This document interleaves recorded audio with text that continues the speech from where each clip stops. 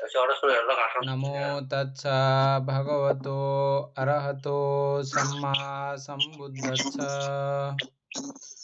জগৎ তথাগত সম্যক সম্বুদ্ধ শ্রীচরণে কৃতজ্ঞ প্রণাম নিবেদন করে পূর্ণ পারমিতে অংশগ্রহণকারী সকল উপাসক উপাসিকাগণের নিরোগ দীর্ঘায়ু সুখ জীবন তথা জ্ঞান বিমণ্ডিত জীবন কামনায় শুরু করতে চলেছি আজকের অভিধর্ম চর্চা class.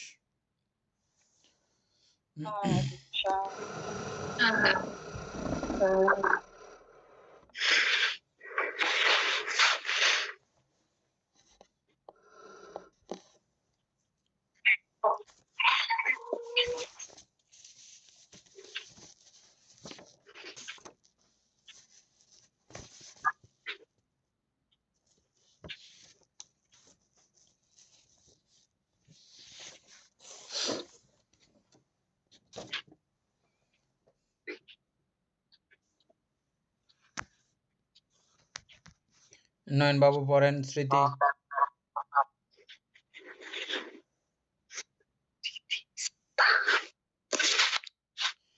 Arjun Barua sound of করে দেন। অর্জুন বড়ুয়া।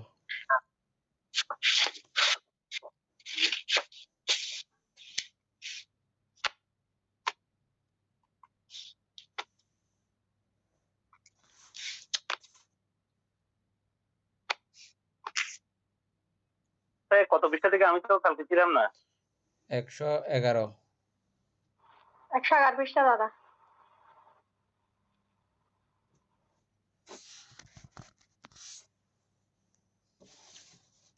স্মৃতি বানতে? হ্যাঁ। স্মৃতি সতী যদ্বারা কুশল আলম্বন স্মরণ করা যায় তাহাই স্মৃতি। স্মৃতি বলিতে সম্যক স্মৃতি বুঝায়। অকুশল বিষয় মনে ওঠা স্মৃতি নহে, তাহা অকুশল চিত্তোৎপত্তি দৃষ্টি। আলোচনা করে গেলে ভালো হবে না একবারে, নাহলে দুইবার পড়লে তো সময় চলে যাবে।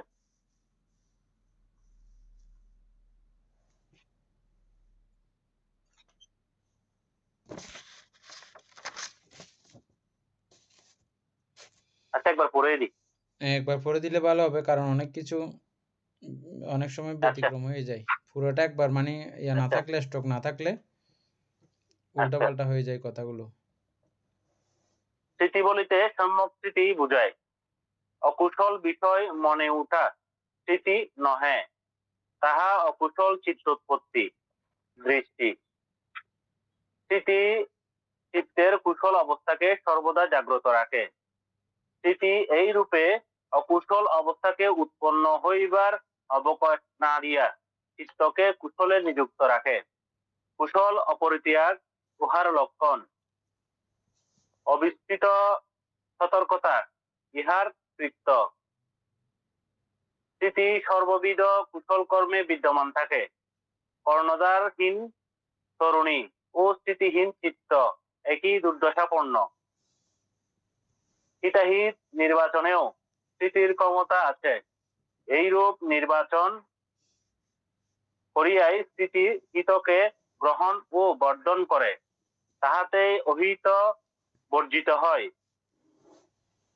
ভগবান বলিয়াছেন, সতিং খাহং বিক্ষোভে সব্যতিকং বদামিতি। হে ভিক্ষুগণ, আমি স্মৃতিকে সর্ববিধ কুশল উদ্দেশ্য সিদ্ধিদাত্রী বলিয়া থাকি। ইহা সর্ববিধ কুশলে বিদ্যমান। শ্রদ্ধা, স্মৃতি, একাগ্রতা ও প্রজ্ঞার স্বভাব আলম্বনে নিমগ্ন হয়। অর্থশালিনী বলে, আলম্বনে অবাসমান অর্থাৎ নিমজ্জন স্মৃতির লক্ষণ। অবিস্মৃতি প্রমাধ্বংস, অবিস্মৃতি ইহার কৃত্য। রক্ষণ ও আলম্বনাভিমুখিতা ইহার পরিণাম ফল। কায়া, বেদনা, সংজ্ঞা, সংস্কার ও চিত্ত সম্বন্ধে স্মৃতির অনুশীলন স্মৃতি গঠনের উপায়। ইহা আলম্বনে স্তম্ভের ন্যায় দৃঢ়ভাবে প্রতিষ্ঠিত থাকে এবং চক্ষাদি দ্বারকে অকুশল হইতে রক্ষা ব্যাপারে দৌবারিক সদৃশ। সমূহ ইহার প্রতিপক্ষ, অপ্রমাদ ইহার অন্য নাম। শেষ বলতে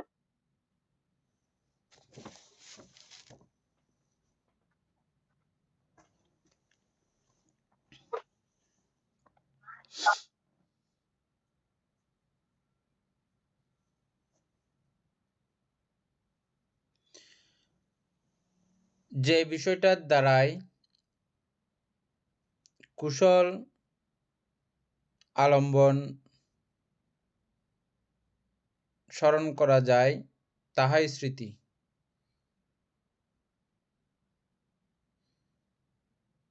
কুশল আলম্বন স্মরণ করা যায় তাহাই স্মৃতি।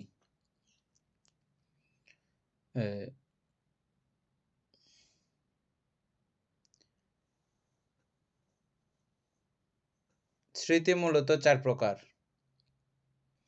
এনি স্মৃতি 4 প্রকার কি কি বলতো?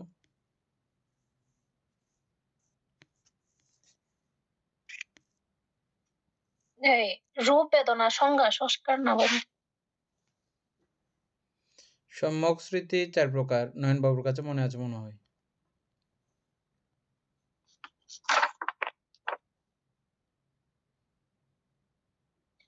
আচ্ছা, ওই যে মনে পড়ছে, চিত্তানুদর্শন স্মৃতিপ্রস্থান, বেদনানুদর্শন স্মৃতিপ্রস্থান, কায়ানুদর্শন স্মৃতিপ্রস্থান, আরেকটা কি? চিত্তানুদর্শন স্মৃতিপ্রস্থান, ধর্মানুদর্শন ধর্মানুদর্শন। হ্যাঁ হ্যাঁ, ধর্মের অনুদর্শন। আচ্ছা, আমি যেটা বলতে চাইছিলাম, যেমন ধর্মানুদর্শন। ধর্মানুদর্শন বলতে কুশল ধর্ম আছে, অকুশল ধর্ম আছে। তাইলে ওই অকুশল ধর্মকে এখানে বলা হচ্ছে যে কুশল স্মৃতি বলিতে কি কুশল আলম্বন স্মরণ করাই হচ্ছে যে সম্যক তাহাই স্মৃতি।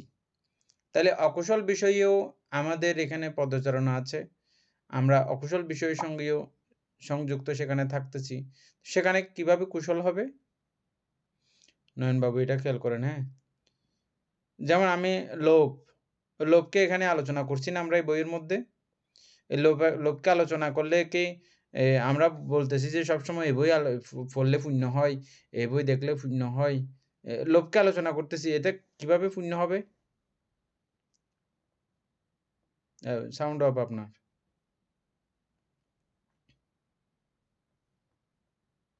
লোভগ্রস্ত হইলে বানতে কেমনে পূর্ণ হবে এটা? লোভকে আলোচনা করতেছি যে, লোভগ্রস্ত না, হয়তো লোভকে আলোচনা করলে, লোভকে আলোচনা করতেছি আমরা, লোভকে পড়তেছি আমরা। তো এই লোভকে পড়লে কি পুণ্য উৎপন্ন হবে?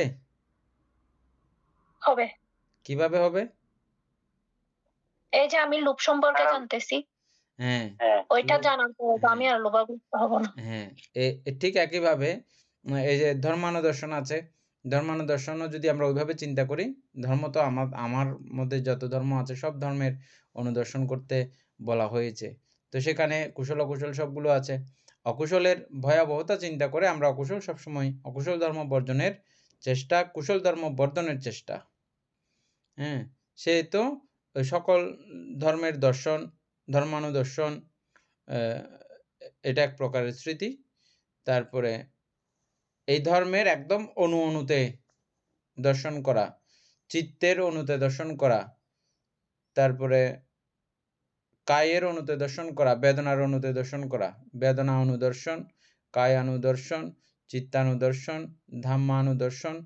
এটা আমরা এই বই শেষ হওয়ার পরে সাতিপাট্টান অট্টকথা এইভাবে এরকম যেরকম লাইন বাই লাইন বুঝে বুঝে পড়তেছি, ঠিক ওভাবে আমরা বুঝে বুঝে পড়বো। ঠিক আছে? এই সম্মুখ স্মৃতি নিয়ে বা স্মৃতি নিয়ে পুরো একটা বই আছে, সাতিপাট্টান একটা সূত্র আছে। সাতিপাট্টান সূত্র শুনেছেন না আপনারা?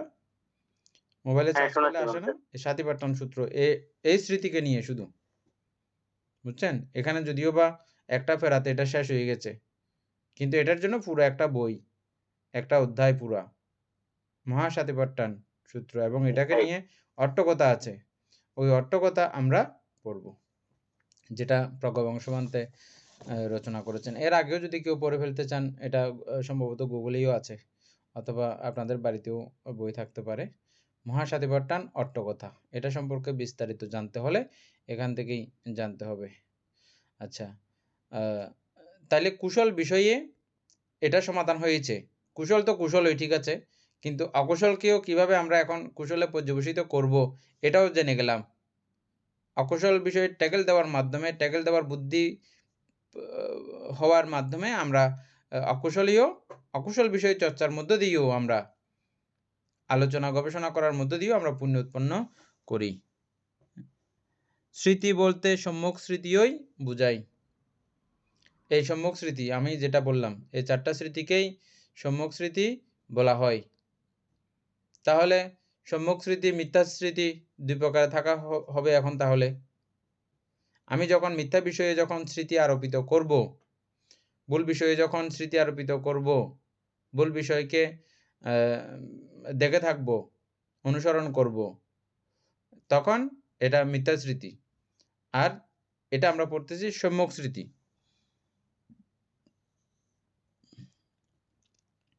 অকুশল মনে উঠা স্মৃতি নহে।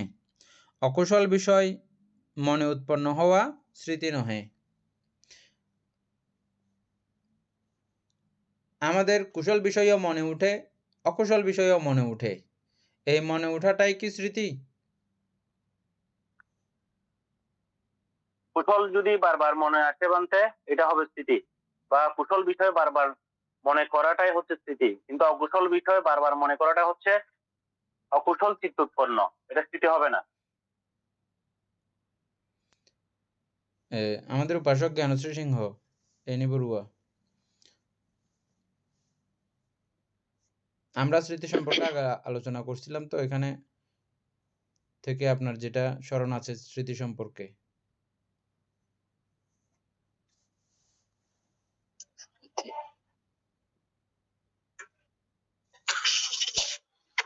বানতে আমার মনে নেই এটা।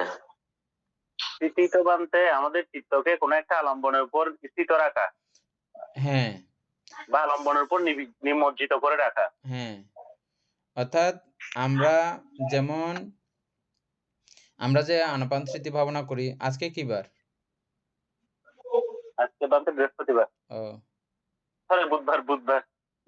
আচ্ছা, আমরা যে আনাপান স্মৃতি ভাবনা করি, যেমন শ্বাস প্রশ্বাস তো আমরা সারাদিনে নিতে রয়েছি, এটা কি কখনো আমরা দেখি?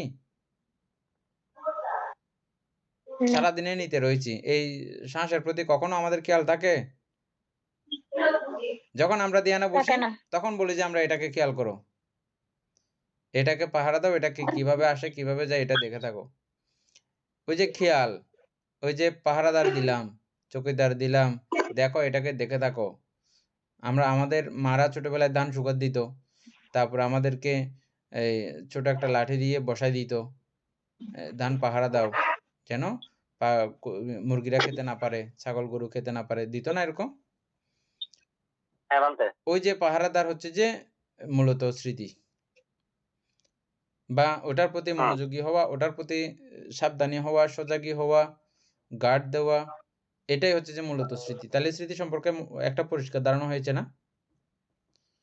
এই স্মৃতি আপনি যখন কোনো লোভের কাজ করতেছেন, তখন এখানে আপনি মনোনিবেশ করলেন, সেটাতে মনে উৎফুল্লতা উৎপন্ন করলেন, ওটা ওইরকম না।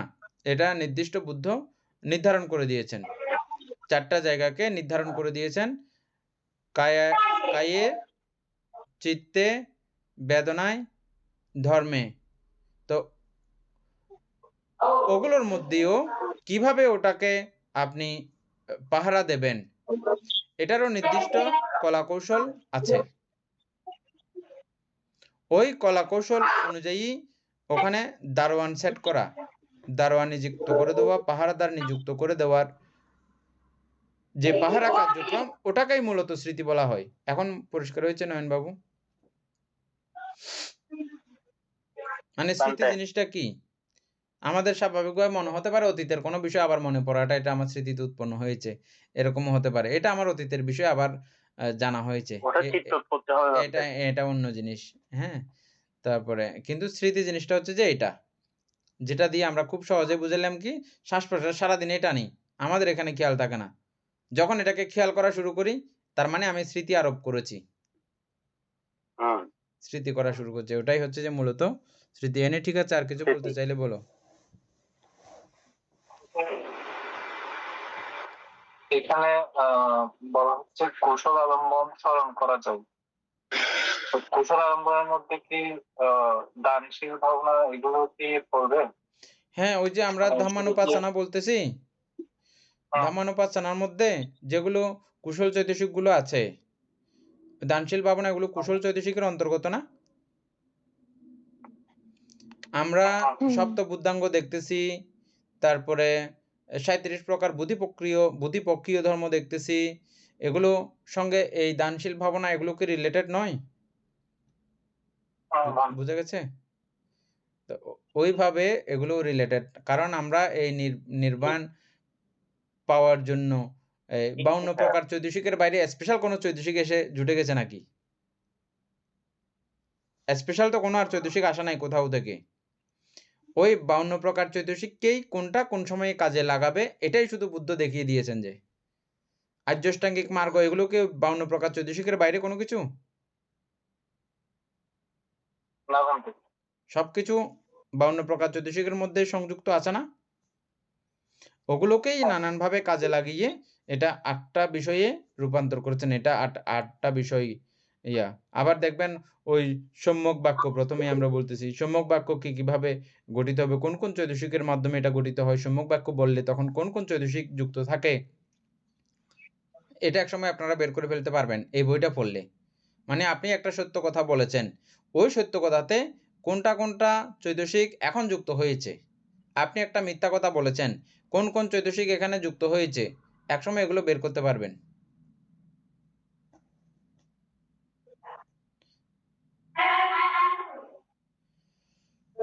আচ্ছা, এরপরে তাহা কুশল মনে উঠা, অকুশল বিষয় মনে উঠা স্মৃতি নহে, তাহা অকুশল চিত্ত উৎপত্তি। অকুশল বিষয় যদি মনে উঠে, এটা অকুশল চিত্ত উৎপত্তি। দৃষ্টি অকুশল স্মৃতি নহে, তাহা অকুশল চিত্ত উৎপত্তি। দৃষ্টি কেন লিখছে আবার?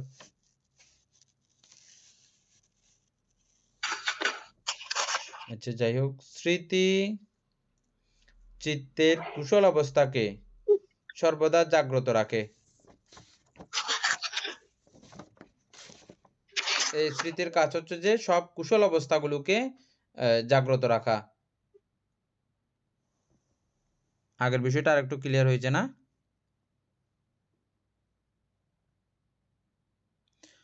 স্মৃতি এই রূপে অকুশল অবস্থাকে উৎপন্ন করিবার অবকাশ না দিয়া চিত্তকে কুশলে নিযুক্ত রাখে।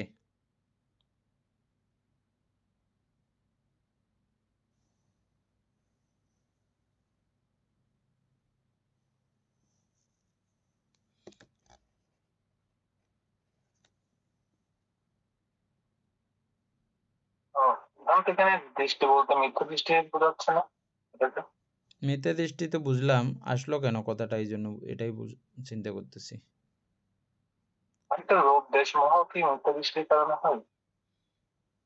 মিথ্যা দৃষ্টির কারণে লোভ দেশ মোহর কারণে মিথ্যা দৃষ্টির সৃষ্টি হয়। হ্যাঁ।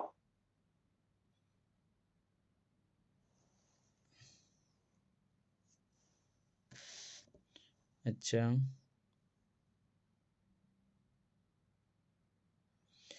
আর মিথ্যা দৃষ্টির কারণেও লোভ দেশ মোহ আবার পুনরায় দৃষ্টিও লোভ দেশ মোহ তৈরি করতে পারে, সৃষ্টি করতে পারে। আবার লোভ দেশ মোহের কারণেও মিথ্যা দৃষ্টি উৎপন্ন হয়, মিথ্যা দৃষ্টির কারণেও লোভ দেশ মোহ উৎপন্ন হয়। বুঝছেন না? স্মৃতি এইরূপে অকুশল অবস্থাকে উৎপন্ন হইবার অবকাশ না দিয়া চিত্তকে কুশলে নিযুক্ত রাখে। এই স্মৃতির কাজ হচ্ছে যে, এখানে আগে একটা বিষয় জানছি, এখন আরেকটা বিষয় স্মৃতির কাজ, আরেকটা কাজ সম্পর্কে আমরা জানলাম। যেমন আমরা আনাপান স্মৃতি ভাবনা করতেছি, আমি আমার চিত্তকে শ্বাস প্রশ্বাসে মনোযোগ দিতে বললাম, চিত্ত মনোযোগ দিচ্ছে। এখানে মাঝে মধ্যে আমাদের আরো অনেকগুলো বিষয় মনে পড়ে যায়, অনেকগুলো অকুশল বিষয়ও মনে পড়ে যায়। তো অকুশল বিষয়ে যখন মনোযোগ দিয়ে দেয়, অকুশল বিষয়ে যখন স্মৃতি চলে যায়, তখন স্মৃতি ওখান থেকে চিত্তকে আলাদা করে নেয়, চিত্তকে সরিয়ে নেয়। যদি স্মৃতির কাজ যদি সে যথাযথ করে, এই বিষয়েও সজাগ থাকবে, আবার কোনো ব্যতিক্রম বিষয় আসলে সে তখন বাধা দেবে, ঢুকতে দেবে না। দারোয়ানের সদৃশ্য, অর্থাৎ দারোয়ানকে বলা হয় ওই মানুষগুলোই শুধু এখানে ঢুকতে পারবে, বাকি মানুষগুলো ঢুকতে পারবে না। দারোয়ান যদি সজাগ থাকে, ও বাকি মানুষগুলোকে ঢুকতে দেয় না। এই দৈবারিকের কাজও করে এই স্মৃতি। আগে যেটা বলছি, এখন যেটা বলছি, দুটোটা বিষয় ক্লিয়ার। স্মৃতির কাজ এগুলো কিন্তু এনে বোঝা গেছে।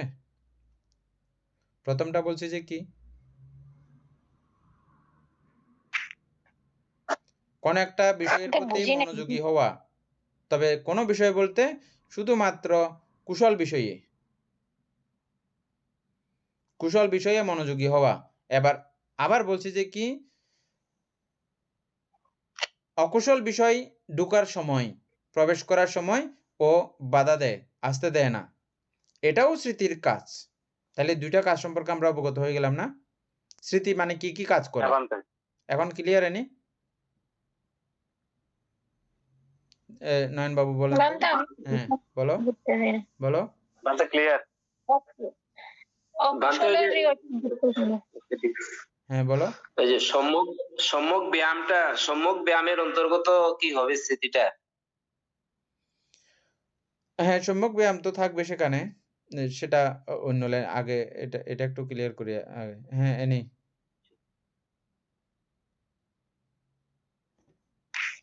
মানে আমি অকুশলের ওই দিকটা বুঝতেছি না। অকুশলের কি দিক, কিরকম? স্মৃতিটা ওইটা বুঝতেছি না, বিধায় আমার কুশলের রিয়াটা ওটা ইয়া হচ্ছে না। এই যেমন আমার কাছে লোভ উৎপন্ন হয়েছে, হওয়ার সঙ্গে সঙ্গে স্মৃতি বুঝতে পারলো।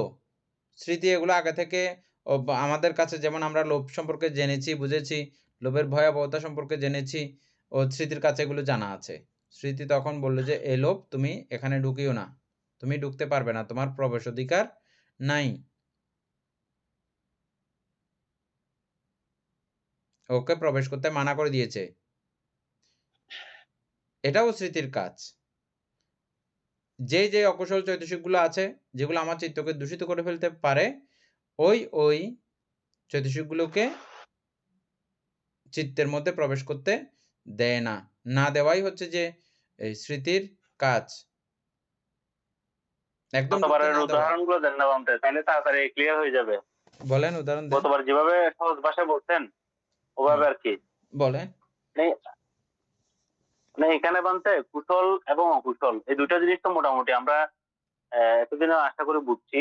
তো এখানে আপনি যেটা বলছেন, আনাপান স্মৃতি থাকা অবস্থা, আমি যখন নিঃশ্বাসের উপর আমার স্মৃতি মানে ইয়া করে ফেলবো, কন্ট্যাক্ট করে ফেলবো বা স্থির করে ফেলবো, তখন আমার কাছে ধরেন অন্য কোনো যেগুলো আসে, বিশেষ করে আমাদের অনেক সময় ব্যথা হয়, অনুভূত হয়, অথবা কোনো একটা সাউন্ড শোনা যাচ্ছে, মানে এই ধরনের, অথবা একটু গরম লাগতেছে, এই জিনিসটাকে আমাদের চিত্তের মধ্যে স্থান না দিয়ে ওই নিঃশ্বাসের উপর স্থির হয়ে থাকা, যেটা একটু আগে বলছেন, তাহলে এটা একটা বিষয়। তাহলে ও বাইরের যে অকুশল, মানে অকুশল কেন হলো, আমি যদি ওই সাউন্ডের দিকে আমার কর্ণপাত করি, কিংবা ওই গরম আসছে এটার জন্য আমি যদি স্মৃতিহারা হয়ে যায়, তাহলে আমার কুশল কাজটা এখানে সম্পন্ন করা হচ্ছে না। আবার আমি যদি আমার পা ব্যথা হচ্ছে ওই জন্য আমি যদি নড়াচড়া শুরু করে দিই, তাহলে আমার কিন্তু বানতে ধ্যানটা হচ্ছে না, ধ্যানটা আমার ভেঙে যাচ্ছে। তো যার কারণে ওই যে অকুশল এগুলা হচ্ছে আমার প্রতিবন্ধকতা ধ্যানের জন্য। তো ওগুলা যেহেতু অকুশল, ওগুলোকে আমি আমার চিত্তের মধ্যে স্থান দেব না। আমি শুধু আমার স্মৃতিতে অটল থাকবো। ওটাই হচ্ছে বানতে এখানে কুশল অকুশল, মানে একদম সহজভাবে বুঝতে গেলে এইটুকুই। আরো যদি বিশাল আকারে যদি বুঝতে হয় বানতে, তাহলে এবার আবার আপনাকে দানের একটা কোনো বিষয় নিয়ে বুঝতে হবে। একটা খুব মজার বিষয় মনে পড়ছে, এটা আপনারা কিভাবে লিখবেন আমি বুঝতে পারতেছি না, তবে লিখে রাখা দরকার। এই যে আনাপান স্মৃতি ভাবনা, আমি এটা শ্বাস ধরে রাখতেছি, যে শ্বাসের মধ্যে আমার চিত্ত ধরে রাখতেছি, শ্বাসটা দেখাশোনা করতেছি। এটা কিভাবে পুণ্যকর্ম হলো? কেন এটাকে পুণ্যকর্ম বলা হচ্ছে বা কেন বলি? লজিক মানে আনাপান স্মৃতিটা বানতে প্রমাণ করে দিতে হবে আপনাকে। এটা কেন পুণ্যকর্ম? এটা তো আমরা পুণ্যকর্ম বলতেছি না। কেন পুণ্যকর্ম এটা?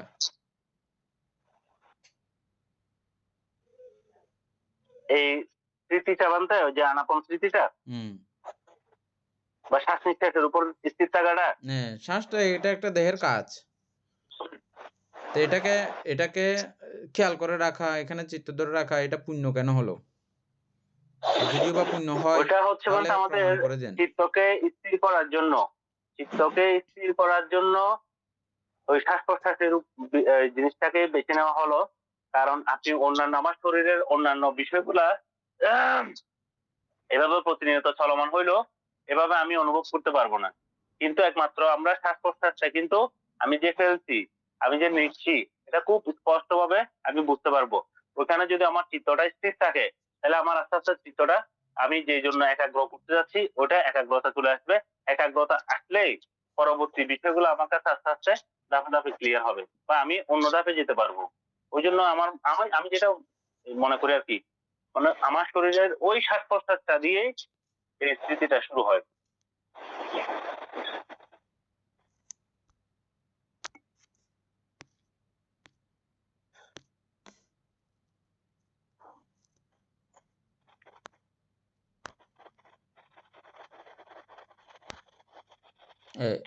এনি বানতে ওইটা হচ্ছে যে এটা পুণ্যকর্ম। আমরা বানতে প্রশ্নটা আবার করলে একটু ভালো হবে। শ্বাস প্রশ্বাসে চিত্ত ধরে রাখা, এটাকে আমরা ভাবনা বলতেছি, এবং ভাবনা করলে আমরা জানি যে পুণ্য হয়। কেন এটাকে পুণ্য বলে? পুণ্য বললেই তো হবে না, শুধু আমরা মন গজা বলে ফেললাম, কিন্তু এটা সত্যিকারে বুঝলাম না পুণ্যটা কিরকম, এটার পুণ্যটা কিরকম। এটা বুঝলে অনেক কিছু বোঝা হয়ে যাবে এটার সঙ্গে সঙ্গে, এজন্য অনেক কিছু বোঝা হয়ে ওইটার যাবে। পুণ্যটা হচ্ছে যে আমি যে সময় ওই ভাবনাটা করি আনাপান স্মৃতি, ওই জায়গায় আমার চিত্ত যখন একাগ্র থাকে, ওই সময় আমি আর কোনো ধরনের কোনো অকুশল চিন্তা করি না, এবং আমার এই চিত্তটা কিন্তু ওই এক জায়গায় স্থির থাকে। আমি কোনো আলম্বন আর ওই আমার চিত্তের মধ্যে আর কোনো আলম্বন গ্রহণও করি না। ওই কারণে কোনো, এবং আলম্বন যখন গ্রহণ করি না বা আমার চিত্তের মধ্যে আমি কোনো অকুশল আর উৎপন্ন হয় না। এই কারণে মনে হয় ওই ইয়াটা হচ্ছে যে যেটা নিয়ে ধ্যান করি ওইটাই একটা নিয়েই করি, একটা আলম্বন নিয়ে আমরা ধ্যানটা করি, ভাবনাটা করি। এবং ওটা করার কারণে আমি যে প্রজ্ঞা বা জ্ঞান ওটা লাভ করার সুযোগ পাবো। একটা জায়গায় যখন অনিত্য দুঃখ অনাত্মা সম্পর্কে জানার জন্য। আমার শ্বাস এবং নিঃশ্বাসের মধ্যে আমি শ্বাস গ্রহণ করতেছি, আমি শ্বাস ফেলতেছি, ওই একটাই যখন যখন আমি চিত্তকে যখন একাগ্র করে ফেলি, ওই সময় কি আমার অকুশল কোনো চিত্ত উৎপন্ন করার কি কোনো সুযোগ থাকে, বা ওই সময় কি কোনো লোভ দেশ মোহ উৎপন্ন হয়? না, হওয়ার সুযোগ নেই। যার কারণে এটা কুশল, এই কারণে। হ্যাঁ, আপনারা খুব সুন্দর করে বুঝছেন। অর্থাৎ আমার যদি চিত্তে পাপ উৎপন্ন না হয়, পাপ উৎপন্ন না হওয়াটাই পুণ্য। যে কোনোভাবে আমি পাপ উৎপন্ন হতে বারণ করে দিলাম, এটা এমন একটা প্রোটেকশন দিলাম যে আর পাপ উৎপন্ন হতে পারবে না। এই পাপ উৎপন্ন হতে না দেওয়াটাও কুশল। সেখান থেকে কুশলের সূচনা এবং কুশল। এবং আমাদের নয়নবাবু আরো একটা যেটা গুরুত্বপূর্ণ সাইড বলেছেন, সেটা হচ্ছে যে এটাকে আমি যখন একাগ্র করে ফেলতে পারবো, যখন একাগ্র হয়ে যাবে, এটা তো আমি চেষ্টা করতেছি এখন। আর যখন একাগ্র হয়ে যাবে, তখন এটার মাধ্যমে আমি যাবতীয় জগৎ সংসার সম্পর্কে যথাযথ রূপে জানার সুবিধা সুযোগ আমার হবে। এটা না হলে তো আমার হচ্ছে না। হবে হচ্ছে না। হ্যাঁ, তো সেই দৃষ্টিকোণ থেকেও এটা কুশল এবং পুণ্য। তাহলে এটা যদি বুঝেন তাহলে একদম এখন থেকে যাবতীয় সবকিছু বুঝতে পারবেন। যেমন পঞ্চশীল পালন করা, আমি হত্যা করতেছি না, এটা কি পুণ্য হওয়ার বিষয় নাকি? হত্যা করতেছি না, এটা কি পুণ্য হওয়ার বিষয়? আমি যে হত্যা না করে যে প্রাণীর প্রতি অভয় দান করেছি, এইটা হচ্ছে কুশল। হুম, হ্যাঁ, এরকম। কুশল। তাইলে আমরা স্মৃতির ২ টা কাজ পাইলাম। একটা হচ্ছে যে সজাগ থাকা, সজাগই থাকা, কি আসতেছে না আসতেছে দেখে থাকা। আর মানে দারোয়ান আর কি? দারোয়ানের কাজ কি? কে আসতেছে না আসতেছে এটা সে দেখে থাকবে। দেখে চিহ্নিত করবে এটা খারাপ ব্যক্তি, এটা চোর ডাকাইত। এটাকে আমি বাড়িতে ঢুকতে দেব না। খুনি। এটাকে আমি বাড়িতে ঢুকতে দেব না। এটাকে আ এটার জন্য গেট বন্ধ করে রাখা। এটা যেমন দারোয়ানের কাজ না? ঠিক একইভাবেও আ আমাদের স্মৃতির কাজ হচ্ছে যে যেগুলো কুশলপক্ষীয় বিষয় আছে, যেগুলো আমার এই মুহূর্তে প্রয়োজন এই কাজটা করার জন্য, এগুলোকে আমি সবগুলো প্রবেশ করতে সুযোগ দিব। কিন্তু কোনো অকুশল বিষয়কে প্রবেশ করতে সুযোগ দিব না। সেখানে আরেকটু সতর্কতা আছে। কিরকম? যেমন আমি আনাপান স্মৃতি ভাবনা করতেছি, সেখানে আমার একদম ভালো কিছু বুদ্ধগয়ার স্মৃতি মনে পড়ে গেল আমার। হ্যাঁ? ওগুলো নিয়ে আমি ভাবতে থাকলাম, নাম্বার কল্পনা করতে থাকলাম। এটাও কিন্তু আবার হলে কি হবে না? ওটা কুশলপক্ষীয় হইলেও এই জায়গা থেকে আরো শ্রেষ্ঠ নয়। এই জায়গাটা আরো শ্রেষ্ঠ। সবসময় শ্রেষ্ঠ বিষয়কে দাঁড় করিয়ে রাখা, এটাও কিন্তু একটা স্মৃতির কাজ। এটা বইয়ে লেখা থাকবে না বোধহয়। মানে যেটা শ্রেষ্ঠ এটাকে আমি দাঁড় করিয়ে রাখবো। হ্যাঁ, ওটা ওই সময়ের জন্য শ্রেষ্ঠ। যখন আমি স্মৃতি করতেছি না, তখন আমি বুদ্ধগয়ার স্মৃতিগুলো আমি মনে ভাসিয়ে রাখবো। অতীতে দান করেছিলাম, ওই স্মৃতিগুলো মনে ভাসিয়ে রাখবো। ওটা এক ওই দৃষ্টিকোণ থেকে।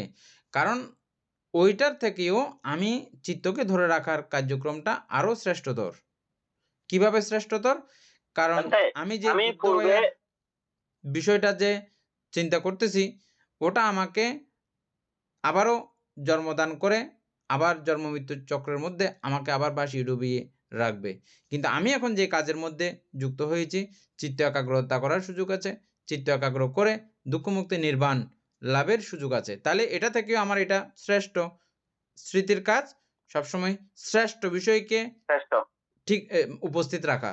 শ্রেষ্ঠ বিষয়কে করতে নিয়ে যাওয়া। এটা আরেকটা কাজ হিসেবে ধরে নিতে পারেন স্মৃতির ৩য় নাম্বার কাজ।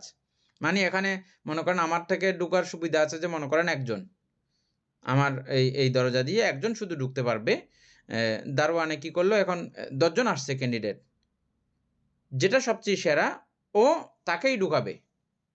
কারণ আমার কাছে এখন সেরা হিসেবে আনাপান স্মৃতি ভাবনা আছে। আমি অন্য কাউকে এখন ঢুকাইতে চাচ্ছি না। বুঝা গেছে? এর থেকে শ্রেষ্ঠ যদি বিপাশানা আসে তখন আমি বিপাশানাকে ঢুকাবো। আমি যদি বুঝে যাই এটা। হ্যাঁ? ওটা। বুঝা গেছে এখন সিস্টেমটা? এই ৩ টা কাজ আমরা কিন্তু পাইলাম এখন এই পর্যন্ত এই কয়েকটা লাইনে। এতটা আলোচনা আমাদের গত ক্লাসে হয়নি। যদিওবা আজকে না, আমাদের গ্রুপ-বান্ধে থাকলে একটু ভালো হইতো আরো। তারপরে ইনি নয়নবাবু কি একটা বলতে চাইছিলেন বলেন? না, আপনি যেটা বলছেন বান্তে, আমি বুদ্ধগয়া গিয়েছিলাম, আমি ওখানে সঙ্গদান করছি। ওটা যদি আমার মনে ওঠে, ওটা তো আমার স্মৃতি হবে না, ওটা আমার চিত্ত উৎপত্তি হবে, কুশল চিত্ত উৎপত্তি হবে হ্যাঁ, তাইলে। কুশল চিত্ত উৎপত্তি হবে যে। ওই যেরকম পাপচিত্ত উৎপন্ন হচ্ছে, ওভাবে পুণ্যচিত্ত হ্যাঁ, উৎপন্ন হবে যে। কুশল চিত্ত উৎপন্ন হবে, এটা হ্যাঁ, স্মৃতি হবে না। হুম। লাল, তাইলে হ্যাঁ। আমি প্রবেশ করতে এটাও যেহেতু কুশল বিষয়, তাইলে ওটাকে কিন্তু আমি হুম। এখন দিচ্ছি না। কেন দিচ্ছি না? তোমার থেকেও ভালো ব্যক্তির এখন কারণ এর চেয়ে বেশি ভালো জিনিসের মধ্যে আমি আমি আছি। এখন আছি। হুম, আর এর থেকে ঠিক আছে আমার বান্তে। ওদেরকে ঢুকানোর মতো জায়গাও নাই, স্পেসও নাই আর। সেহেতু আমি ওটা ঢুকাইতে হইলে এটা বাইর করতে হবে আবার। আনাপান স্মৃতি বের হয়ে যাচ্ছে না সঙ্গে, সঙ্গে ওটা ঢুকলে মাত্র? তো তখন এটা গড়বড় হয়ে যাচ্ছে। হ্যাঁ, তারপর বান্তে হুম। সংস্কার আর স্মৃতির মধ্যে পার্থক্য কি? হ্যাঁ, সংস্কার আর স্মৃতির মধ্যে পার্থক্য কি? স্মৃতি হচ্ছে যে 52 প্রকার চৈতসিকের মধ্যে এটা একটা চৈতসিক। ঠিক আছে? চৈতসিক সেটা তো জানি। হ্যাঁ, তো তো স্মৃতি আর সংস্কার চৈতসিক মানে ওই সংস্কার। সংস্কার মানে ওই চৈতসিক। এখন বোঝা হয়েছে না? আচ্ছা, এগুলোকে আবার সংস্কার কেন বলা হয়?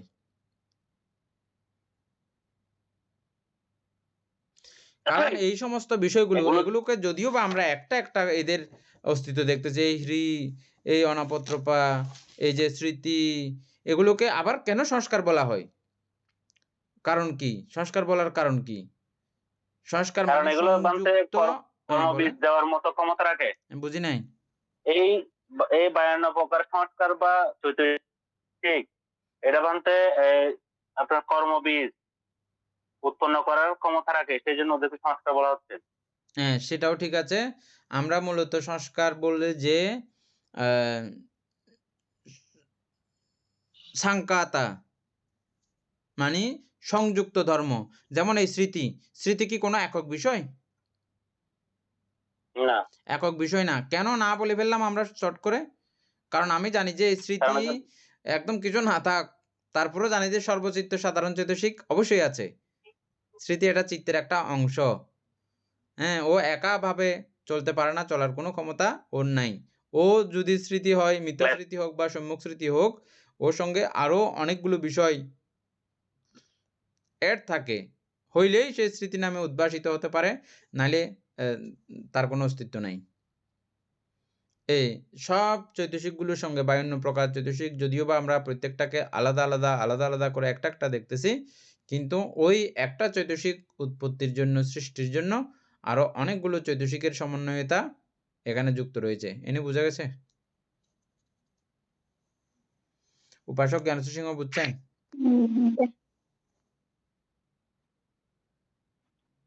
এমন তো বোঝা যাচ্ছে।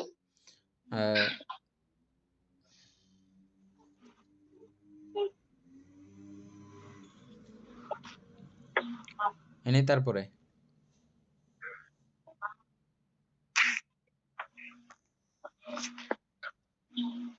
স্মৃতি চিত্তের কুশল অবস্থাকে সর্বদা জাগ্রত রাখে।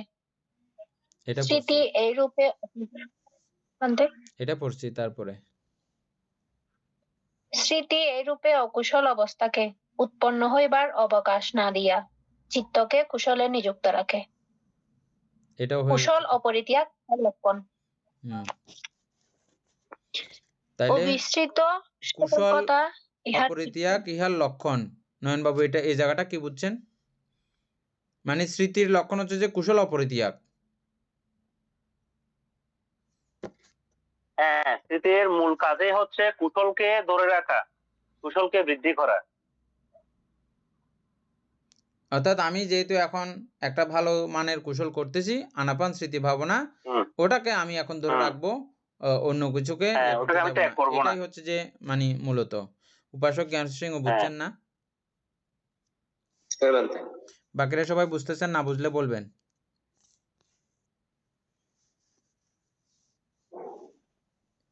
তারপরে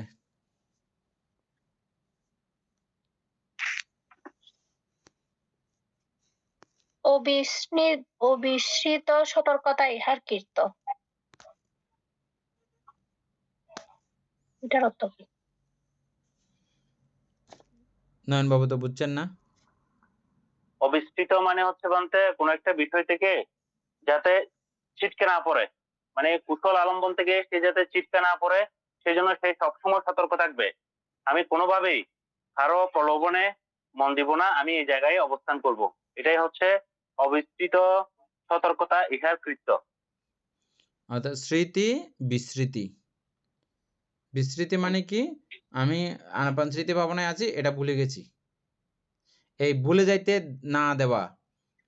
স্মৃতি যে করতেছি, স্মৃতি থেকে যেন কোনোভাবেই এটা যেন আমি না ভুলি। প্রত্যেকটা শ্বাস প্রশ্বাস, একটা শ্বাস প্রশ্বাস যেন এটা ফেলে না যাই, স্মৃতি ছাড়া না হয়, বলছিলাম না? এটাই। হ্যাঁ, অবিস্মৃত সতর্ক থাকে স্যার। না হওয়া, ওইভাবেই সতর্ক থাকে। সতর্ক থাকাই হচ্ছে যে এর কাজ। মানে স্মৃতির মূল কাজটা হচ্ছে যে হুম। অবিস্মৃত যেন না হয়, ওইভাবে সে সতর্ক করে থাকে। তারপরে স্মৃতি সর্ববিধ কুশল কর্মে বিদ্যমান থাকে। কর্ণধারহীন তরণী ও স্মৃতিহীন চিত্ত একই দুর্দশাপন্ন। হিতাহিত নির্বাচনীয় স্মৃতির ক্ষমতা আছে। এই স্মৃতি না থাকলে, আমি একটা ওই যে গল্প বলছিলাম একটা আপনাদেরকে গতবারে, স্মৃতি না থাকার কারণে বিছন দিয়ে বাড়ি মারি গুরুবান্তের ফাটে ফেলছে যে মাথা, বিছনের ডান্ডি দিয়া, বলছিলাম না আপনাদেরকে, মনে আছে না? আমাদের আমার এখানে তো মনে নেই।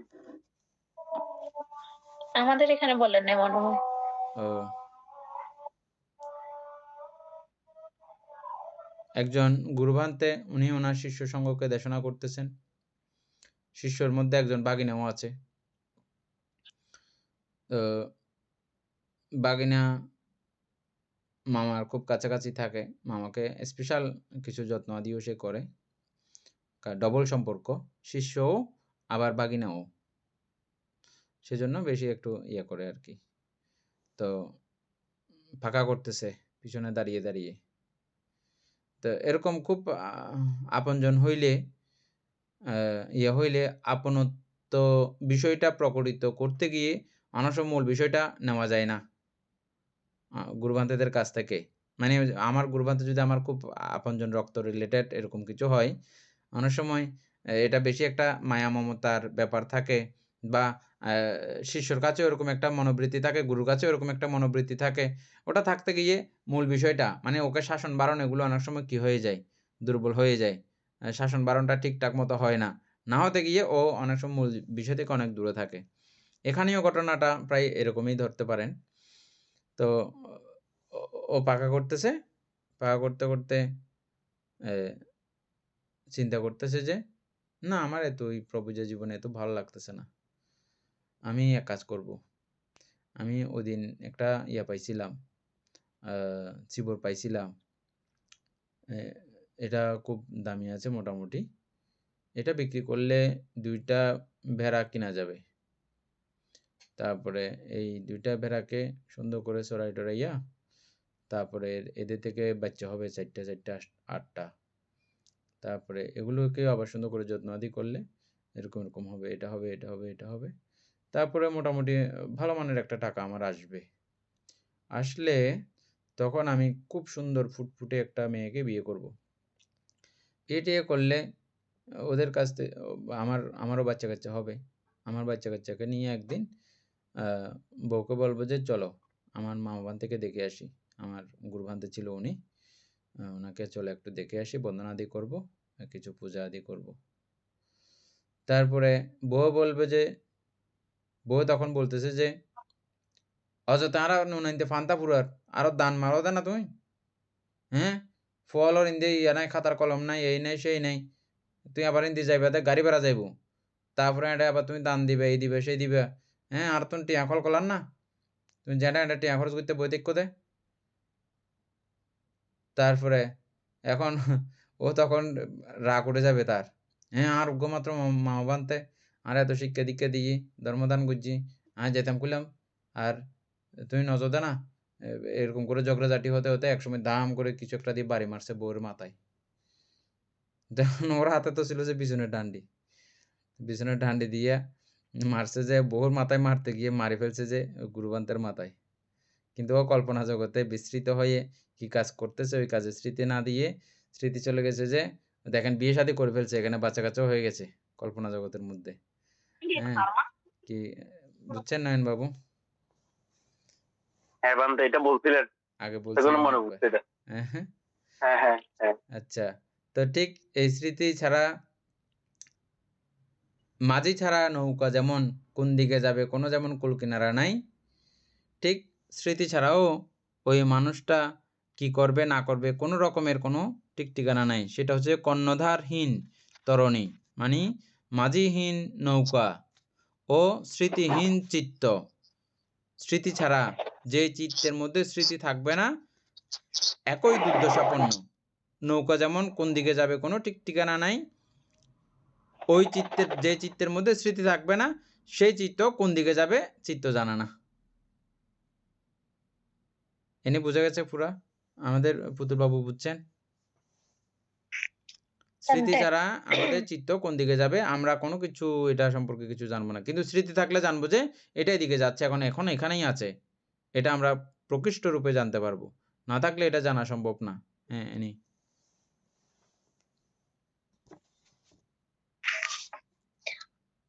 তারপর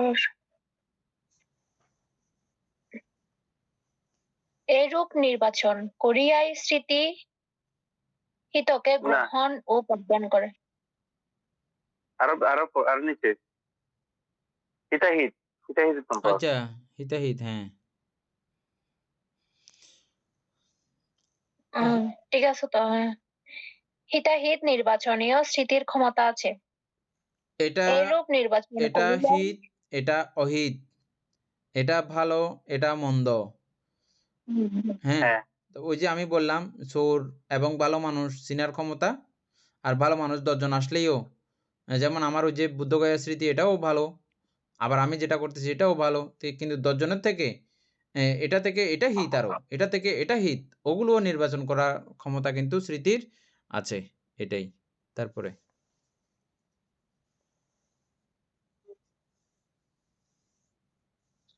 এইরূপ পার্টনার, অংশীদার। এইরূপ নির্বাচন করিয়াই স্মৃতি হিতকে গ্রহণ ও বর্ধন করে। হ্যাঁ, স্মৃতি তাহাকে হিতকে, তাহাতেই অহিত বর্জিত হয়। হ্যাঁ, হিতকে কি করে গ্রহণ করে এবং বর্ধিত করে, গ্রহণও করবে এবং ওটাকে বাড়াবেও, ওই বিষয়টাকে বাড়িয়ে বর্ধন করে তোলা, এটাও স্মৃতির কাজ। তাহাতেই স্মৃতি তাহাতে অহিত বর্জিত হয়। এটা করার কারণে আমাদের অকুশল অহিত বা এটা থেকে যেটা ছোট এটা বর্জিত হয়ে যাবে, ওটা শক্তিশালী হয়ে যাবে। তারপর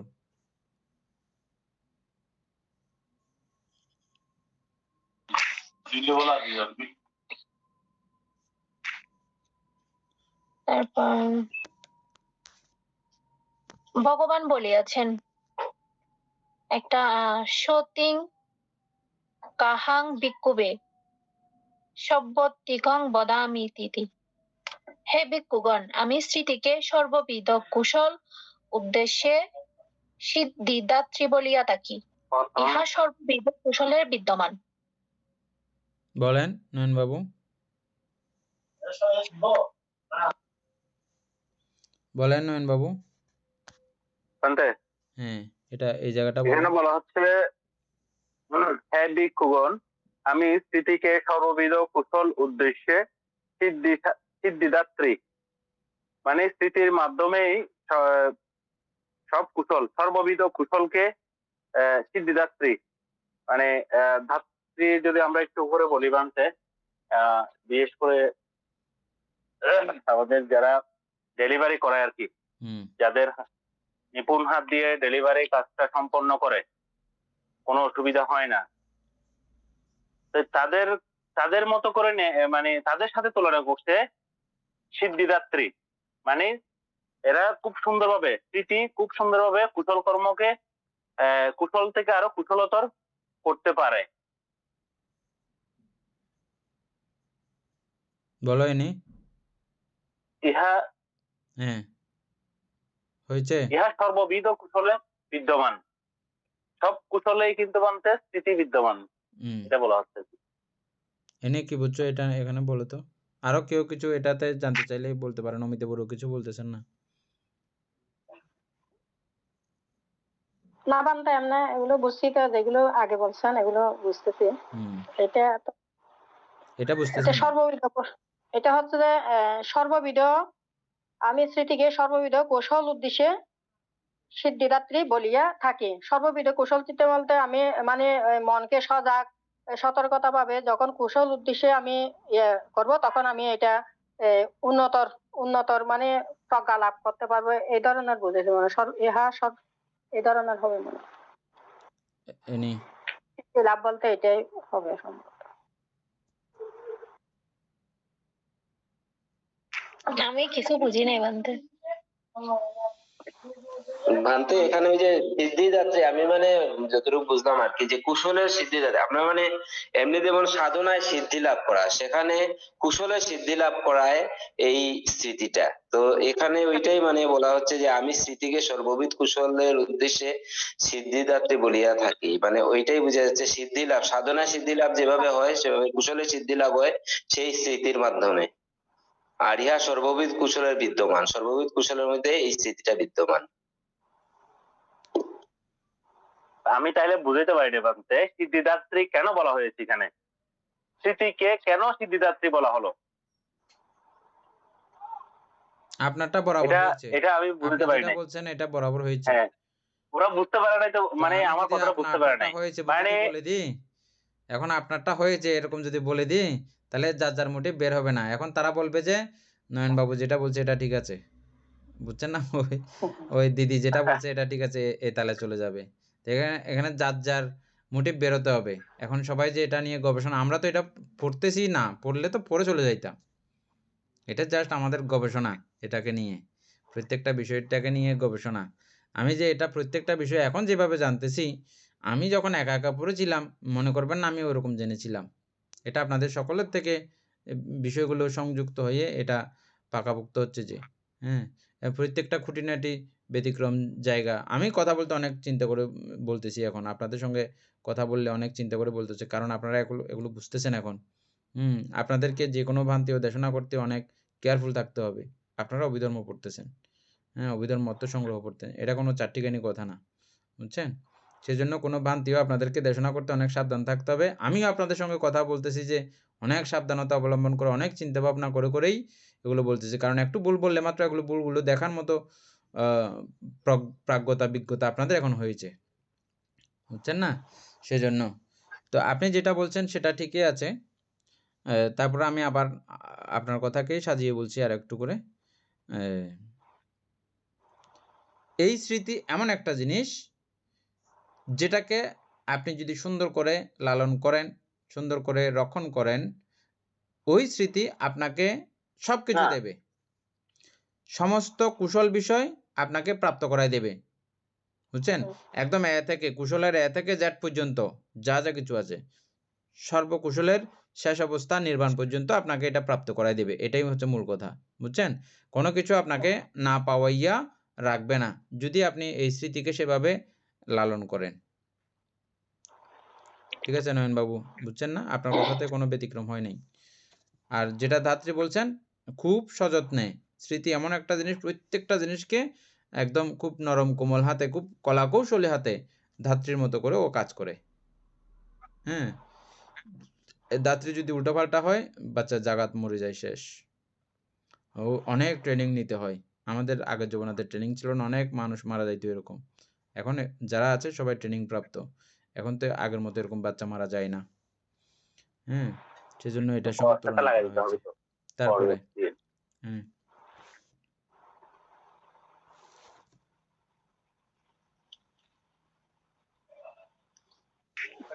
এ নিয়ে এখন বুঝছো না? তারপর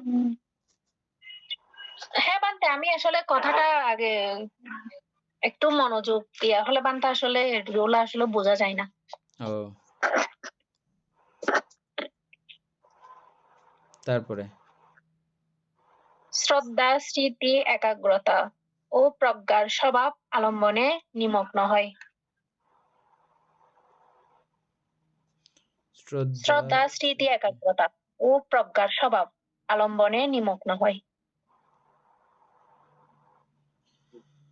আমি দেখবো তুমি অবলম্বনে নিমগ্ন হয়। আরেকটু পড়তে লাগবে এটা। জানতে তত্ত্বশালিনী বলেন, কি বলছেন উপাসক, বলে? ওটা কি শ্রদ্ধা, স্মৃতি, একাগ্রতা ও প্রজ্ঞার স্বভাব আলম্বনে নিমগ্ন হওয়া, ওটা কি আর পড়া লাগবে নাকি এরপরে? না, এটা তো আমি বুঝি নাই, সেজন্য তার একটু নিচে যাচ্ছি, কি জন্য এই কথাটা আসছে এটা বোঝার জন্য। বলতে এটা এই আলম্বনের কারণে আসছে। হ্যাঁ আচ্ছা মামা আপনি বলো। না না শ্রদ্ধা আমরা তো জানি মানতে মানে ধরেন আমি উদাহরণ দিয়ে চলে যাচ্ছি একটা একটাতে। ধরেন আমি বুদ্ধকে দেখলাম, বুদ্ধের যে 32 লক্ষণ বা যে বুদ্ধের চেহারা, বুদ্ধের সমস্ত বা আমি পা দেখলাম, পার মধ্যে মানে আমার এত বেশি শ্রদ্ধা চলে আসছে, ওটাতে আমার মন পড়ে আছে, আমার চিত্তটা ওই বুদ্ধের পায়ের মধ্যে। আমি যদি পাটা আলম্বন ধরি, ওটার মধ্যে আমার এত বেশি শ্রদ্ধা চলে আসছে, ওটা ছাড়া আমি আর কোনো কিছু এখানে বুঝতে পারতেছি না, বা কোনো কিছু আমার আর স্মরণে নাই, কোনো কিছু আমি আর গ্রহণও করতেছি না। মানে সিম্পলি যদি শ্রদ্ধাকে আমরা চিন্তা করে কি, আর স্মৃতি, স্মৃতিতে আমরা মানতে পড়তেছি। আর একাগ্রতা কি, কোন একটা কাজে আপনি মনোযোগী হয়ে গেছেন, আপনার মনটা ওই আলম্বনে স্থির হয়ে গেছেন, আর কোনো কিছু আলম্বন আপনি গ্রহণ করতে পারবেন না। মানে বলা হচ্ছে এখানে একাগ্রতা মানে হচ্ছে কোন একটা আলম্বনের মধ্যে চিত্তকে স্থির করে রাখা। তারপর এটার কাজেই তো একাগ্র মানে আলম্বনের প্রতি মনোযোগী হয়ে যাওয়া। তারপর আরেকটা কি লিখছে, ও প্রজ্ঞার স্বভাব, প্রজ্ঞার স্বভাব আলম্বনে নিমগ্ন হওয়া। প্রজ্ঞার স্বভাব আলম্বনে নিমগ্ন হবে, ওই আলম্বনের সর্বশেষ অবস্থা কি ওটা না জানা পর্যন্ত প্রজ্ঞা কখনো থামবে না। অনিত্য দুঃখ অনাত্মা যখন সে পাবে, তখন সে অন্য আলম্বন বা অন্য কিছু গ্রহণ করবে। এর আগ পর্যন্ত বানতে অন্য কিছু গ্রহণ করার কথা না প্রজ্ঞা, কারণ প্রজ্ঞা তো সর্বশেষ অবস্থান হচ্ছে মানে অনিত্য দুঃখ অনাত্মা সম্পর্কে সে পুঙ্খানুপুঙ্খ জেনে যাবে। আমার মনে হয় এরকমই হবে মানতে। দেখেন তো একটু।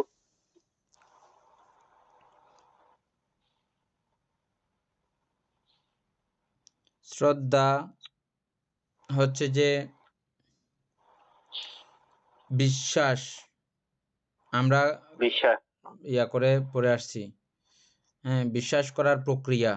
আমি এটা ইয়ে করে করে হ্যাঁ খুব সতর্কতার সহিত এটা চলা শুরু করেছি। তাহলে এই স্মৃতি করা শুরু করেছি আর কি। আমি যখন স্মৃতি করা স্টার্ট করেছি, শুরু করেছি, এটা শ্রদ্ধা, এবং স্মৃতি কোথায় রেখেছি, নির্দিষ্ট একটা জায়গার মধ্যে আমি এটা রেখেছি, তাহলে ওটা একাগ্রতার ব্যাপারও সেখানে যুক্ত আছে। হ্যাঁ, তারপর হচ্ছে যে প্রজ্ঞা, ওখানে যখন আমি চিত্তকে একবদ্ধ করে ফেলবো, ওখান থেকে প্রজ্ঞাই উৎপন্ন হয়। প্রজ্ঞার স্বভাব আলম্বনে নিমগ্ন হয়, স্বভাব আলম্বনে নিমগ্ন হয়।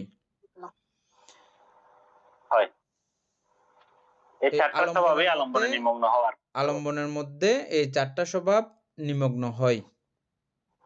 স্মৃতির সঙ্গে সঙ্গে শ্রদ্ধাও সেখানে অ্যাকোমোডেট হয়ে যায়, একাগ্রতাও হয়, তারপরে প্রজ্ঞাও হয়, আলম্বনে নিমগ্ন হয়। এর দূর পর্যন্ত আপাতত থাক, আরও পরে ইয়ে হলে পরিবর্তন হলে দেখছেন। এই জন্য বলছি যে ওই যে পড়তে হয় পুরোটা, পরে আবার এটা মনেও রাখতে হয়। আপনি আমারটা চাইতে আপনারটা শ্রদ্ধা মানে বিশ্বাস।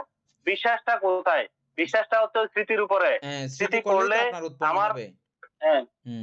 শ্রদ্ধাটা আসছে স্মৃতিতে। স্মৃতির কাজ হচ্ছে স্মৃতি, এবং ওই আলম্বনে ডুবে থাকার জন্য দরকার হচ্ছে একাগ্রতাকে। সে একাগ্রতাকে নিল, এই তিনটা যখন একত্রিত হয়ে আপনার আলম্বনে নিমগ্ন হয়ে গেল, তখন ওখানে প্রজ্ঞাও অটোমেটিকলি আসবে, চলে আসবে। এই চারটা সমন্বয় বুঝেছে এখানে বলতে। আচ্ছা, অর্থশালিনী বলে, এখান থেকে বলো। অর্থশালিনী বলেন, আলম্বনের আভাসমান অর্থাৎ নিমজ্জন স্মৃতির লক্ষণ। আভাসমান অর্থাৎ নিমজ্জন স্মৃতির লক্ষণ। অবিস্মৃতি ইহার কীর্তি। অবিস্মৃতি অর্থ প্রমাদ ধ্বংস, ইহার কীর্ত। আলম্বনে অভাসমান মানে আলম্বনের মধ্যে বাসা বাসা করে থাকবে না, একদম নিমজ্জন করে ভালো করে লেপ্টে ধরবে এটাকে একদম। বাসে বাসে বাসে বাসে বাসে বাসে থাকবে না, একদম এটাকেই ইয়া করে রাখবে, অন্যদিকে নাড়াচাড়া করতে আর দেবে না। আলম্বনে অভাসমান নিমজ্জন স্মৃতির লক্ষণ। আলম্বনে অভাসমান বা নিমজ্জন, একদম এটাকে নিমজ্জন করে রাখা, এবং নিমজ্জন বলতে গোসা মাজা। এটাকে মানে নির্দিষ্ট একটা জায়গার মধ্যেই পরীক্ষণ নিরীক্ষণ হতে শুরু করে, এগুলো সবগুলোকে নিমজ্জন বা এটাতে নিযুক্ত হয়ে থাকা নিমজ্জন। এটাই হচ্ছে যে এই স্মৃতির লক্ষণ। অবিস্মৃতি, তারপরে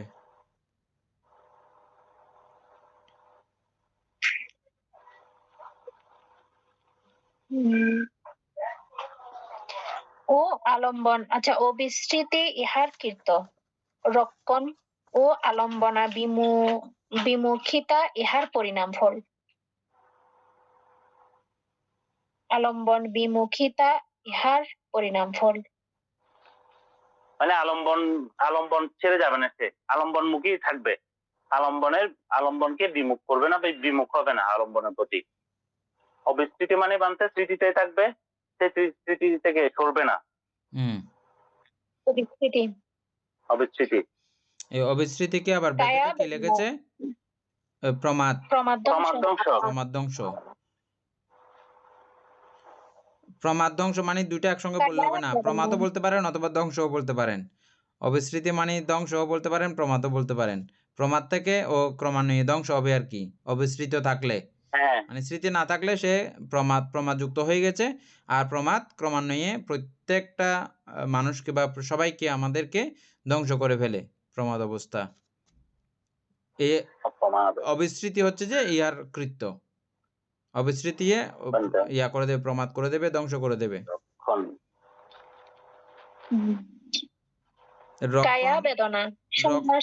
এখানে আরেকটা লাইন আছে, রক্ষণ ও আলম্বন আভিমুখিতা ইহার পরিণাম ফল। রক্ষণ ওই যে কুশলকে রক্ষা করা, আর আলম্বন অভিমুখে দাঁড়িয়ে থাকা, ইহার পরিণাম ফল এটা। তারপরে কায়া বেদনা সংজ্ঞা সংস্কার ও চিত্ত সম্বন্ধে স্মৃতির অনুশীলন, স্মৃতি গঠনের উপায়। কায়া বেদনা সংজ্ঞা সংস্কার ও চিত্ত সম্বন্ধে স্মৃতির অনুশীলন, স্মৃতি গঠনের উপায়।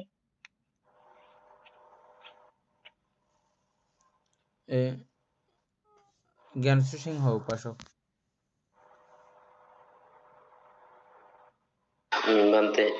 কি বুঝছেন বলেন তো এই জায়গাটাতে?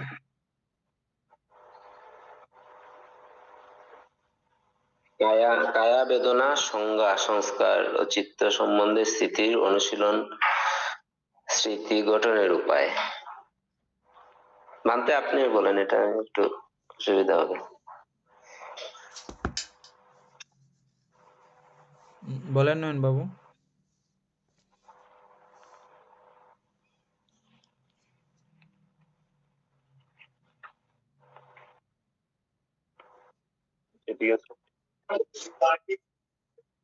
মানে এখানে কায়ান দর্শন বেদনা দর্শন ভাবনা করে মানে চিত্তের অনুশীলন গঠনের উপায় বলতেছে না?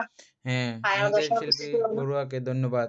যেটা আমি একদম প্রথমে শুরুতেই বলে ফেলছিলাম, বুঝছেন? আপনি অত্যন্ত মনোযোগী ছিলেন, এটা বুঝে গেছেন আপনি। দেখেন, আমরা ওই যে ধর্ম বলছিলাম, সংজ্ঞা এবং সংস্কার, এনি দেখছো? আমরা বলছিলাম কায়ে কায়ানুপাসনা, বেদনায় বেদনানুপাসনা, তারপরে ধর্মে ধর্মানুপাসনা, চিত্তে চিত্তানুপাসনা বলছিলাম না? এই সংজ্ঞা এবং সংস্কার দুইটাকে মিলে ধর্ম, ঠিক আছে? ধর্মানুপাসনা, তারপরে হচ্ছে চিত্তানুপাসনা, চিত্ত সম্পর্কে স্মৃতি অনুশীলন ও স্মৃতি গঠনের উপায়। নয়ন বাবু এটাই বলতে চাইছিলেন? নয়ন বাবু এটাই বলতে চাইছিলেন? রক্ষণ ও আমাকে মিট করা না, ঠিক আছে, এখন বলেন। আলম্বন বিমুখিতা ইহার পরিণাম ফল। কায়া বেদনা সংজ্ঞা সংস্কার ও চিত্ত সম্বন্ধে স্মৃতির অনুশীলন, স্মৃতি গঠনের উপায়। এই তো বানতে গঠনের উপায় হচ্ছে স্মৃতি। যে আপনি এর আগেই তো বলে ফেলছেন যে 4 প্রকার স্মৃতির বিষয়টা। মানে এটাকে আপনি কিভাবে গঠন করবেন, এই স্মৃতিকে কিভাবে আপনি গঠন করতে পারেন, গঠন করার এই 4টা উপায় আচ্ছা উপায় এগুলো ওই যে সাতিপাট্টান সূত্র বললাম না, ওটা পড়লে আমরা বান্তে ওই কায়াকে কিভাবে দেখব, কোন উপায়ে দেখলে এই স্মৃতি সংগঠিত হয় এটা আমরা জানবো। চিত্তকে কোন উপায়ে দেখলে আমরা এটা জানবো, তারপরে বেদনাকে কোন উপায়ে দেখলে আমরা জানবো, এবং ধর্মকে কোন উপায়ে দেখলে আমরা জানবো। এটা সাতিপাট্টান সূত্রের মধ্যে আমরা বিস্তারিত শিখে নেব এই ক্লাস শেষ হওয়ার পরের চ্যাপ্টার এটা। তারপরে আপনারা নিশ্চিন্তে নিজের মতো করে এটা যদি কমপ্লিট করেন ভালো করে, গুরুবান্তেও বলছে না কালকে না পরশুদিন, এই বইটা সুন্দর করে পড়ার পরে এই স্মৃতি সম্পর্কে যদি একটা কোর্স নিয়ে নেন, কোর্স বলতে ধ্যানে কোর্স না, মানে ওই যে সাতিপাট্টান সূত্র বইটা যদি ভালো করে যদি একবার বুঝে নেন, ঘরে বসে আপনি স্মৃতি করতে পারবেন। আপনাকে এই শিক্ষাগুলো গাইড দেবে। হ্যাঁ বলেন। বান্দা এখানে কায়া হচ্ছে যে আপনার অসুচি, এইভাবে করে স্মৃতি করতে হবে। আর বেদনা হচ্ছে দুঃখ, আর সংজ্ঞা হচ্ছে আপনার এই সংজ্ঞাটা হচ্ছে এটা আমি চিহ্নিত করতে হবে আমার মানে কি বিষয়। আর সংস্কার তো আছে, আর চিত্ত হচ্ছে যে অনিত্য, আর ধর্ম হচ্ছে যে অনাত্মা। এগুলো নিয়ে স্মৃতি করতে হবে বান্দা। স্মৃতি করলে তাহলে এটা স্মৃতি গঠনের উপর বলছিল। সংস্কার হচ্ছে যে ধর্ম, সংজ্ঞা সংস্কার দুটোটা হচ্ছে যে ধর্ম, তাহলে এটা হচ্ছে অনাত্ম, মানে এইগুলো বিষয়ে স্মৃতি করতে বলতে আর কি, এরকম হবে মনে হয়। এটা এখন স্টপ থাক, এটা এখন বলতে গেলে আর শেষ হবে না। এটা পুরো সাতিপাট্টান সূত্র পড়তে হবে, বুঝছেন? সাতিপাট্টান সূত্র পড়লে এই বিষয় সম্পর্কে জ্ঞান উৎপন্ন হবে, বুঝছেন? না হলে এটা হওয়ার কথা না। জাস্ট আমরা এমনি এখানে স্মৃতি আছে বলে স্মৃতির মূল বিষয়টা কি, স্মৃতিটা কি এটা আমরা জানলাম, কিন্তু এটা কিভাবে এই স্মৃতি করতে হয় বা স্মৃতি আপনার মধ্যে উৎপন্ন করতে হবে এটা জানার জন্য আপনাকে স্মৃতি উপস্থান পুরোটা পড়তে হবে। আমাদের আজকে কি পুরো শেষ করা সম্ভব? এখানে ইহা আলম্বনের স্তম্ভের ন্যায় দৃঢ়ভাবে প্রতিষ্ঠিত থাকে, এগুলা আলম্বনের মধ্যে স্তম্ভের ন্যায় একদম বড় খাম্বার মতো, শক্তিশালী খাম্বার মতো করে ও দাঁড়িয়ে থাকতে পারে। দৃঢ় মানে খুব শক্তিশালী দারোয়ান, ও দাঁড়িয়ে থাকতে পারে, প্রতিষ্ঠিত থাকে। এবং চক্ষু আদি মানে সরেন্দ্রীয় দ্বারকে, মানে 6 দ্বার না আমাদের, এই 6টা দ্বারকে অকুশল হইতে রক্ষার ব্যাপারে দৈবারিক সদৃশ্য। এতক্ষণ যেটা দারোয়ান বলছিলাম, দারোয়ান মানে দৈবারিক, দৈবারিক মানে দারোয়ান, দারোয়ান সদৃশ্য। সম্মোহ ইহার প্রতিপক্ষ। সম্মোহ মানে কি? মানে মোহ আর কি, বিমোহিত হয়ে থাকা, কোনো কিছু মানে বুঝতে না পারা। কেউ একটা কথা বলছে, আমি যদি ওর দিকে যদি না হই, মনোযোগী না হই, মনে করেন ও বলছে কথা, কিন্তু আমি ওর কানটা দেখে রয়েছি, কানের মধ্যে একটা সুন্দর কানফুল আছে, কথার দিকে আমার খেয়াল নাই, আমি কানফুলের দিকে মোহিত হয়ে আছি, তখন আমি ও কি বলছে এটা বুঝবো না, কিন্তু আমার দৃষ্টি, আমার আকৃষ্টতা হয়েছে যে কানফুলের প্রতি, বুঝছেন? তখন আমি কানফুল মানে এটা সম্মোহিত হয়ে গেছে আমি কানফুলের প্রতি, ও কি বলছে এটা আর বুঝবো না। অথবা আপনাকে জিহ্বা দেখালে আপনি দেখবেন না, তখন বুঝা যাবে না, কেন? আমি কানফুলের প্রতি সম্মোহিত, অথবা নাকের প্রতি সম্মোহিত, যে কোনো একটাতে সম্মোহিত জিনিসটা বোঝানোর জন্য এটা বলতেছি যে সম্মোহিত হচ্ছে যে এরা প্রতিপক্ষ। আপনি আনাপান স্মৃতি ভাবনা করতেছেন, অন্য কোনো একটা বিষয়ে সম্মোহিত হয়ে গেছেন বা মোহিত হয়ে গেছেন, তখন আপনি আর আনাপান স্মৃতি ভাবনা করতে ভুলে গেছেন। ওটাই সম্মোহিত ইহার প্রতিপক্ষ, প্রমাদ ইহার অন্য নাম। স্মৃতির আরেকটা নাম, বিস্মৃতির আরেকটা নাম হচ্ছে যে প্রমাদ, সম্মোহিতর আরেকটা নাম হচ্ছে যে প্রমাদ। সদ্ধর্মপ্রাণ প্রিয় উপাসক উপাসিকা বৃন্দ, এতক্ষণ যাবৎ আমরা অভিধর্ম চর্চা করেছি। এই চর্চার ফলে আমাদের অপ্রমেয় পুণ্য সাধিত হয়েছে। এই পুণ্যরাশি অনন্ত চক্রবাসী সত্যগণকে দান করছি, গুরুভান্তেদিওকে দান করছি, মাতা পিতাগণকে দান করছি, এবং যারা আমাকে প্রতিনিয়তভাবে ধর্মচর্চায় সহযোগিতা করছেন তাদেরকে এই পুণ্যরাশি দান করছি। যারা আমাকে প্রতিনিয়ত চারে প্রত্যাদি দান করেন তাদেরকে এই পুণ্যরাশি দান করছি। এই পুণ্যের কাছে আমরা প্রত্যেকে প্রার্থনা করব নির্বাণ লাভ, অবধি অসৎ ব্যক্তি, মূর্খ ব্যক্তি পাপমিত্রের সংসর্গ লাভ না করে সদা সর্বদা জ্ঞানদোষী কল্যাণ মিত্রের সান্নিধ্য সংসর্গ লাভ করতে সক্ষম হই। এইরূপ সাধু কামনা পোষণ করে আজকের মতো ক্লাস এখানে সমাপ্ত করছি। সাধু সাধু সাধু ওকাশ বন্দামি বান্তে দারসেনাং আতং সাব্বাং অপরাধং কামাতো মে বন্তে ধূতিয়ম্পি ওকাশ বন্দামি বান্তে দারসেনাং কথং সাব্বাং অপরাধং কামাতো মে বন্তে চাতিয়ম্পি ওকাশ বন্দামি বান্তে দারসেনাং কথং সাব্বাং অপরাধং কামাতো মে বন্তে সাধু অভিবদনশীলচ্চ নিচ্ছং বড্ডপচৈনো চত্বরো ধম্ম বড্ডন্তি